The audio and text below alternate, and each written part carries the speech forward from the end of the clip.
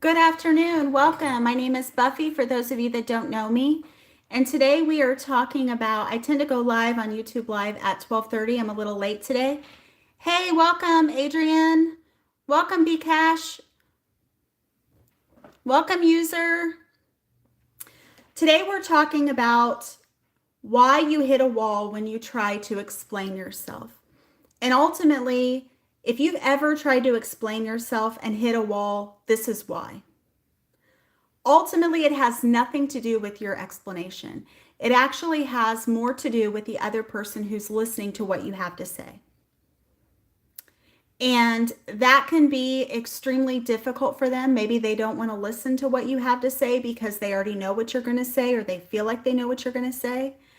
Um, and so it can be extremely difficult to actually have a conversation with people who've already made up their mind that they really don't want to listen to what you have to say for whatever reason.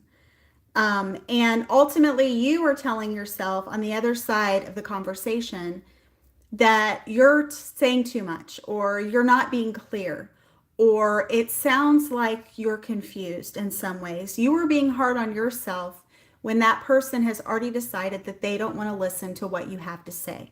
They want to deflect, they want to frustrate you, they want to prevent you from getting out what you want to say. So, what do? Oftentimes, people, especially who are effective communicators, people who want to reach a common ground and a common understanding, will actually try harder. They will try to double down on the conversation. They will try to say more things about they will try to say more things to convince that person, or to try to make things clear. But the thing is, it's not a clarity issue. It's not a you issue. It's the person that you're communicating with who has already decided that they have made up their mind. They're not interested in listening. They don't want to listen, but if they can frustrate you and have fun along the way, that's what they're going to do. And as long as you keep explaining, they're going to keep letting you explain. But the thing is, your words are falling on deaf ears because they have no intention of listening or reaching a common ground, or trying to understand what you're trying to say, or appreciate the work that you're trying to do to bridge the gap and communicate with them effectively and explain things the way that they need to be explained, right?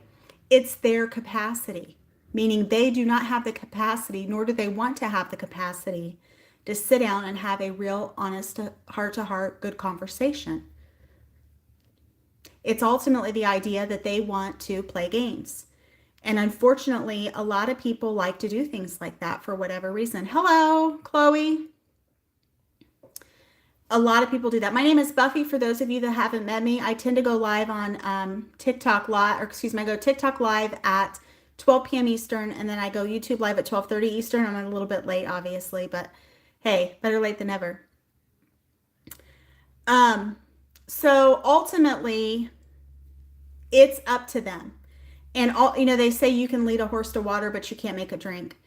So ultimately, you're doing everything that you can do, yet somehow you're still being hard on yourself because you think if you were just clearer, it would make more sense to them. But ultimately, you can't force someone to understand or to cooperate that doesn't want to cooperate, because they would rather play games or be manipulative or be projecting things onto you, such as you're not clear. You're not doing the job that you need to be doing. That's why I don't really understand what you're saying, right? When you know, okay, well, then let's try this avenue.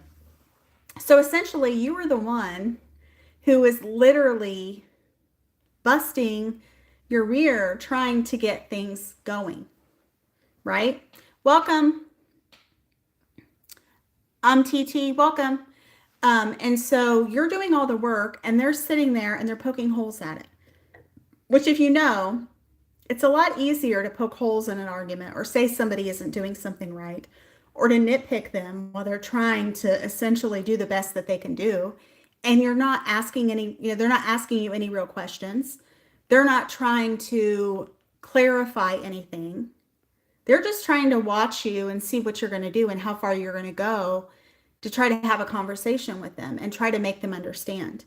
And ultimately, that is them kind of having fun, poking fun in some ways, because they're really not serious about their intentions, which is unfortunate because if you think about it, when you agree to have a conversation with someone, then you clearly should have the frame of mind where you're going to listen to what they have to say rather than try to play games or manipulate them or frustrate them. But some people don't have that capacity to pay attention. Some people don't have that respect or that wherewithal to actually treat people the way that they should be treating people rather than being nasty and mean and doing things for the sake of poking fun at someone. But here's the thing. If you think about the tug of war, if any of you ever played tug of war as a kid, you know, the big rope game where there was at one point maybe like a mud pit or whatever, you are trying to open the lines of communication, the lanes of communication. They are trying to slam it shut behind you.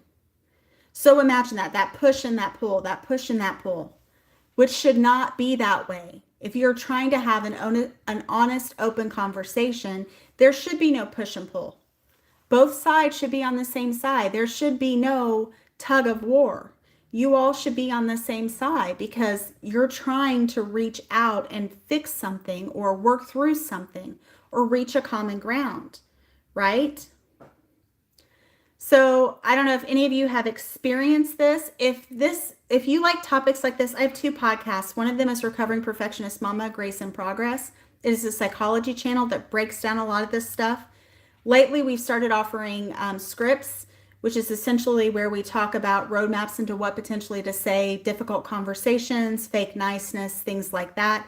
Family roles, we do a lot of family roles stuff. Scapegoat, peacemaker, golden child, all of those. If you've ever had some family dysfunctions or family issues, family questions, then that is the scenario. And then the second one is Grace and Gavel, where truth meets compassion. I'm an almost 18-year criminal defense attorney, and I go and cover that. That is also on YouTube if you're interested in that. So I will actually talk about what's next on Instagram here shortly, and break down another area of this if you're interested in this. But if you found value in this, please feel free to like and subscribe. I would definitely appreciate it. And I hope you have a good rest of your day. I will be going live on Instagram. Hello.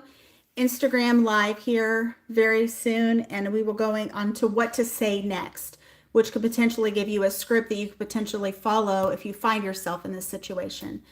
But again, I thank you for your support and it means a lot to me. And I hope that you all will come back and see me again soon. And I hope that you enjoyed the talk. And if you have ideas for topics, feel free to check me out. I'm recovering_perfectionist_mama.